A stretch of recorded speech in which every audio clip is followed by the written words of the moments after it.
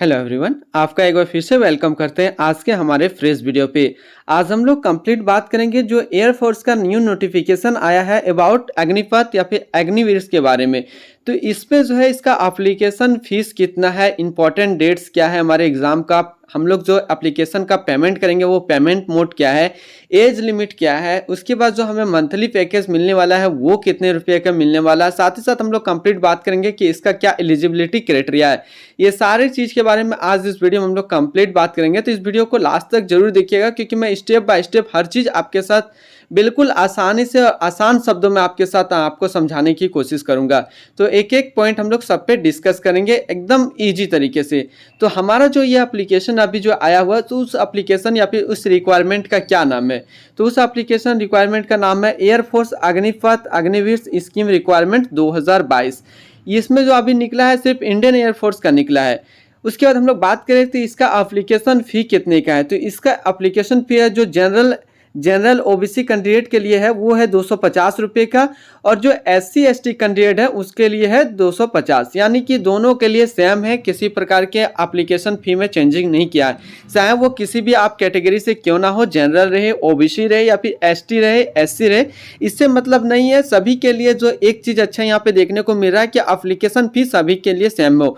और मैं ये कहना चाहूँगा कि हर एग्ज़ाम के लिए जितने सारे हमारे इंडिया में कंपटीशन का एग्जाम होता है, सारे एग्जाम के लिए जो फीस होना चाहिए वो सभी के साथ सेम होना चाहिए, क्योंकि स्टूडेंट के साथ कभी किसी को भेदभाव नहीं करना चाहिए। ऐसे बहुत बार देखा जाता है कि जो जनरल कैंडिडेट या फिर ST और SC का जो कैंडिडेट होता है उसके फीस में डिफरेंस होता है। तो मेरे हिसाब से तो ये नहीं होना चाहिए। जैसे इसमें अग्निपथ का जो आया हुआ है कि एप्लीकेशन फी जो है वो सेम है, बिल्कुल इसी तरीके से सभी एग्जाम के लिए सेम होना चाहिए। मेरा ये राय है, आपका क्या राय है इस वीडियो में जरूर कमेंट करके हमें बताएंगे। तो एप्लीकेशन फी की हम लोग बात करें तो एप्लीकेशन फी में जो जनरल OBC कैंडिडेट या फिर ST SC कैंडिडेट है सभी के लिए जो फीस रखा गया वो रखा गया 250 रुपये। अब हम लोग बात करेंगे इंपॉर्टेंट डेट्स की ओर। तो इंपॉर्टेंट डेट्स में पहला जो हम लोग बात करेंगे वो ऑनलाइन एप्लीकेशन स्टार्ट, किस दिन से हम अपना फॉर्म भर सकते हैं। तो एप्लीकेशन जो सबमिट करने का स्टार्टिंग जो डेट है वो है 24 जून 2022। एप्लीकेशन जो स्टार्ट हो जाएगा भरने के लिए, रजिस्ट्रेशन का जो सबमिट विंडो है वो ओपन हो जाएगा आपके लिए 24 जून 2022 को। और रजिस्ट्रेशन लास्ट डेट आप किस तारीख तक जो है अपना फॉर्म को अप्लाई कर सकते हैं, तो वो है 5 जुलाई 2022 तक। यानी कि 24 जून 2022 से जो अग्निपथ या फिर अग्निवीर का जो इंडियन एयरफोर्स का रिक्वायरमेंट है उसके लिए जो रजिस्ट्रेशन का फॉर्म है वो ऑनलाइन सबमिट होना स्टार्ट हो जाएगा 24 जून से, और रजिस्ट्रेशन का जो लास्ट डेट होगा वो होगा 5 जुलाई 2022 तक। अब बात करें एग्जाम डेट, तो इसका जो एग्जाम का डेट है कितने तारीख को एग्जाम होगा, तो वो है 24 जुलाई 2022। 24 जुलाई 2022 को जो है इसका एग्जाम का डेट रखा गया है। और प्रोविजनल सिलेक्टेड डेट, जो इसका डेट सिलेक्ट का डेट रखा गया है मेरिट लिस्ट के हिसाब से वो रखा गया है 1 दिसंबर 2022। जो भी बच्चे एग्जाम में पास आउट हो जाएंगे उनके लिए जो प्रोविजनल सिलेक्टिव लिस्ट जो बनेगा वो प्रकाशित किया जाएगा 1 दिसंबर 2022 को। और इनलॉटमेंट जो लिस्ट है वो सबमिट होगा 11 दिसंबर 2022 को। तो इस डेट को याद रखेंगे कि जो आपका ऑनलाइन एप्लीकेशन जो स्टार्ट होने वाला है वो स्टार्ट होने वाला है 24 जून 2022 से, और रजिस्ट्रेशन का जो लास्ट डेट होने वाला है वो होने वाला 5 जुलाई 2022, और एग्जाम जो डेट होने वाला है वो होने वाला है 24 जुलाई 2022। अब हम लोग यहाँ पे थोड़ी सी नज़र डालेंगे एज लिमिट पे, थोड़ी सी हम लोग यहाँ पे डिस्कस करेंगे किसके बारे में, एज लिमिट में, क्योंकि एज लिमिट में अभी थोड़ा सा कंफ्यूजन चल रहा है। बहुत सारे वीडियो में ये बताया गया है कि अभी जो है 21 साल रखा गया है, लेकिन मैं कहना चाहूँगा जो अभी नया नोटिफिकेशन आया है एयरफोर्स की तरफ से अग्निवीर के लिए कि आपका जो एज क्राइटेरिया वो थोड़ी सी बढ़ा दी गई है, 21 से 23 साल कर दिया गया है। तो मिनिमम एज जो रखा गया वो 17.5 यानी कि 17.5 साल जो है मिनिमम एज है, और मैक्सिमम जो एज है वो है 23 ईयर्स 23 साल। यानी कि 17.5 साल के बाद और 23 साल से पहले वाले जो कैंडिडेट है वो इस फॉर्म को बिल्कुल अप्लाई कर पाएंगे। अब read the notification for age relaxation. आप कंप्लीट यदि एज रिलैक्सेशन के बारे में वीडियो चाहते हैं तो मैं जरूर बना दूंगा। यदि आपको चाहिए तो इस वीडियो में कमेंट करके बताइएगा, मैं उसका भी आपका फ्रेश वीडियो बना दूंगा।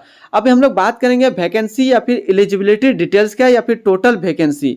तो टोटल वैकेंसी अभी कितना है ये अभी तक क्लियर नहीं किया गया है, ये बहुत जल्द जो है नोटिफाई कर दिया जाएगा। अब हम लोग एक एक चीज में देखेंगे वैकेंसी या फिर एलिजिबिलिटी डिटेल्स के अंदर। इसको मैं थोड़ी सी यहाँ पे जूम आउट कर देता हूँ। चलिए आपको समझाने के लिए थोड़ी सी और जूम में कर देता हूँ। चलिए ये ठीक है। ये जो पोस्ट का नाम है जो आप फॉर्म भर रहे हैं, इस पोस्ट का नाम है इंडियन एयरफोर्स अग्निवीर वायु इंटेक 2022। टोटल पोस्ट कितना है ये अभी तक क्लियर कट अभी नहीं बताया गया है। आने वाले टाइम में जो नोटिफिकेशन आएगा मैं आपको अपने यूट्यूब चैनल से अपडेट कर दूंगा कि इंडियन एयरफोर्स अग्निवीर का जो कितना टोटल पोस्ट है वो मैं आपको बता दूंगा जैसे नया नोटिफिकेशन आता है तब। अब जो एलिजिबिलिटी की बात करें तो साइंस सब्जेक्ट एलिजिबिलिटी डिटेल्स, जो साइंस लेकर के पढ़े हैं उनके लिए क्या एलिजिबिलिटी है। जो बच्चे साइंस लिए हुए हैं 12 में, मेरा करने का मतलब मैं अभी जो बता रहा हूं वो कंप्लीटली हम बता रहे हैं साइंस। जो बच्चे 12वीं के परीक्षा में साइंस लिए हुए हैं उनके लिए क्या एलिजिबिलिटी है। और दूसरी बात मैं आपको बताऊंगा कि साइंस के अलावा जो बच्चे 12 पास आउट किए हैं विदाउट साइंस से, तो उसके लिए क्या एलिजिबिलिटी है।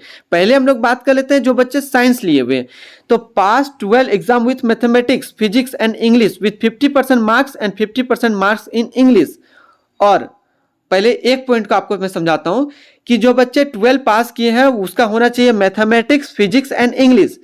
3 सब्जेक्ट कंपलसरी है इसमें रखा गया, एक तो मैथमेटिक्स, दूसरा फिजिक्स और तीसरा इंग्लिश। इसके अलावा जो इंग्लिश में आपका मार्क्स होना चाहिए वो कंपलसरी जो है 50% होना चाहिए।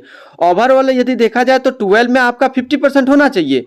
इसके अलावा जो आपका इंग्लिश में जो मार्क्स होना चाहिए वो कम से कम 50% होना चाहिए। और के बाद हम लोग दूसरा पॉइंट पढ़ते हैं। दूसरा पॉइंट में क्या लिखा गया है कि 3 years diploma in engineering, mechanical, electrical, electronics, automobile, computer science, technology, information technology with 50% marks and 50% marks in English in diploma course. अब दूसरा पॉइंट करने का ये मतलब है कि यदि कोई बच्चे 3 ईयर का डिप्लोमा किए हुए इंजीनियरिंग में, चाहे वो किसी भी डिपार्टमेंट में जैसे मैकेनिकल में हो, इलेक्ट्रिकल में है, इलेक्ट्रॉनिक साइंस में है, कंप्यूटर साइंस में हो या फिर इंफॉर्मेशन टेक्नोलॉजी में हो, वो 50% मार्क्स से पास होना चाहिए और 50% जो है उसका इंग्लिश में भी पास आउट होना चाहिए। अब एक पॉइंट और कहा गया और के अंदर कि 2 year vocation course with non vocational subject physics and maths for any recognized board with 50% marks aggregated and 50% marks in English। तीसरा पॉइंट का करने का क्या मतलब है कि जो बच्चे 2 इयर्स का वोकेशनल कोर्स किए हुए हैं विथ नॉन वोकेशनल सब्जेक्ट के द्वारा जैसे फिजिक्स एंड मैथ के द्वारा, उनके लिए भी मार्क्स बिल्कुल सेम है, 50% चाहिए और 50% कंपलसरी है इंग्लिश के लिए। ये था पहले साइंस वाले बच्चों के लिए। अब जो बच्चे अदर साइंस के अलावा जो अदर्स लेकर के 12 पास आउट किए उनके लिए क्या क्राइटेरिया है। उनके लिए क्राइटेरिया है कि पास 12 exam with 50% marks aggregating and 50% marks in English. जो बच्चे साइंस के अलावा किसी दूसरे सब्जेक्ट को लेकर के पास आउट हुए हैं उनके लिए 12 में 50% मार्क्स होना चाहिए, ये कंपलसरी है। और जो है 50% जो है मार्क्स उनका इंडिविजुअल सब्जेक्ट इंग्लिश में देखे तो उसमें भी उनका जो मार्क्स होना चाहिए वो 50% होना चाहिए। अब जो बात हम लोग कर देते हैं दूसरा और दे करके यहाँ पे लिखा गया है क्या, 2 year vocation course with 50% aggregating and 50% marks in English. मतलब ओवरऑल देखा जाए तो वही क्राइटेरिया है कि 2 ईयर का वोकेशन कोर्स जो किए हैं उनके लिए भी मान्यता है, लेकिन उनके लिए भी 50% जो मार्क्स है वो क्राइटेरिया है और 50% जो आपको इंग्लिश में मार्क्स लाना है। अब जो मेडिकल स्टैंडर्ड की बात करें जो कि बहुत ही ज़्यादा इंपॉर्टेंट हो जाता है इस वायुसेना का जो अग्निवीर स्कीम के हिसाब से, तो इसमें हाइट जो मिनिमम खोजा गया है, आपका जो हाइट होना चाहिए वो होना चाहिए 152.5 सेंटीमीटर में नाप लेंगे पहले। यदि आपका हाइट हो तभी से आप फॉर्म को अप्लाई करेंगे। जो हाइट जो मिनिमम होना चाहिए वो होना चाहिए 152.5 152.5 सेंटीमीटर होना चाहिए। और जो चेस्ट एक्सपेंशन होना चाहिए, जब आपका चेस्ट को फुलाया जाएगा तो उस टाइम आपका जो चेस्ट का होना चाहिए साइज वो होना चाहिए 5 सेंटीमीटर। ये रहा हम लोग मेडिकल स्टैंडर्ड की बात कर लिए। अब हम लोग बात करते हैं पैकेज डिटेल्स। आप यदि इसमें क्वालिफाई कर जाएंगे तो आपको क्या सैलरी मिलने वाला है।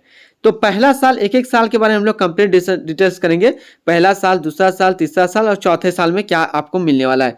तो पहला साल में बात करें जो आपको मंथली पैकेज होगा वो होगा 30,000 रुपये का, यानी कि 30,000 रुपये आपको पर मंथ मिलेगा, लेकिन आपके हाथ में 21,000 ही आपको मिलेगा। बाकी का जो 9,000 है वो 30% जो आपका फंड है 9,000 वो आपके पीएफ में जमा होगा। जब आप यहाँ से 4 साल के बाद हटेंगे तो आपको मिल जाएगा। सेकंड साल की बात करें तो सेकंड साल में आपको मंथली मिलेगा 33,000 का, और आपको हैंड में जो मिलेगा वो मिलेगा 23,100 रुपये। और 30% फंड जो कि होता है 9,000 900 रुपये जो कि आपके पीएफ में जमा होगा। अब तीसरा साल की बात करें तो तीसरे साल में जो आपको मंथली पैकेज मिलने वाला है वो मिलने वाला है 36,500 का। वो आपके हाथ में मिलेगा 25,580 रुपये और 30% जो है फंड यानी कि पीएफ में जमा होगा वो जमा होगा 10,950 रुपये। अब चौथे साल जो कि फाइनल साल होगा आपके लिए, उसमें आपको मंथली पैकेज जो है वो 40,000 का दिया जाएगा, लेकिन आपके हाथ में वो पैसा मिलेगा 28,000 और 30% जो है फंड यानी कि 12,000 वो आपके पीएफ में जमा होगा। ओवरऑल आपके पीएफ में जितना भी पैसा जमा होगा वो 4 साल के बाद आपको जब आप रिटायरमेंट होंगे, ऐसे कि इनका बहुत ही कम रिटायरमेंट का टाइम दिया गया बस 4 साल, तो आपके रिटायरमेंट के टाइम जो भी आपका फंड जमा होगा और एक्स्ट्रा जो पेंशन की तरह है वो आपको मिल जाएगा 4 साल के बाद। तो आज हम लोग कंप्लीट बात किए कि किस तरीके से आप एयरफोर्स का जो वैकेंसी आया है अग्निवीर में उसमें अप्लाई कर पाएंगे। आशा करते हैं कि वीडियो आपको काफ़ी पसंद आया होगा। अगर इसके अलावा इससे रिगार्डिंग कोई और भी क्वेश्चंस आपका मन में है तो इस वीडियो में हमें कमेंट करके जरूर बताइएगा, मैं इसका आंसर जरूर दूंगा। तो मिलते हैं फिर कोई नेक्स्ट अपडेट लेकर के अपने यूट्यूब चैनल के लिए और आप सभी के लिए।